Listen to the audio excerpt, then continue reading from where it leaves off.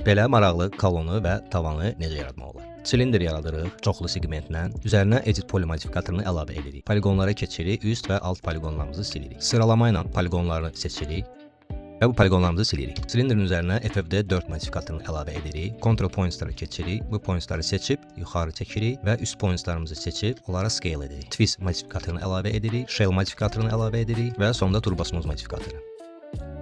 Gizli işıqla tavanı yaratmaq üçün front görünüşə keçirik. Top görünüşündə sirkl yaradırıq. Sirklımızı seçib align aləti ilə mərkəzləşdiririk. Front görünüşdən rectangle çəkirik. Edit spline modifikatoru, vertexləri keçirik və bu verteximizə fillet edirik. Vertexlərimizi build edirik. Segmentlərə keçib bunları silirik. Sirklımızı seçirik. Sweep modifikatorunu əlavə edirik. Use custom selection, pick və çəkdiyimiz profilin üzərinə klik edirik. Edit poly modifikatoru, borderlara keçirik. Kənar borderları seçib scale-a keçib biraz uzadırıq. Üst borderi seçirik. Scale-a keçirik. Biraz kənara çəkirik. Gizli işıq üçün yer saxlayırıq. Shift-dən yuxarı qaldırırıq və cap edirik. Kolon və tavanımız hazır.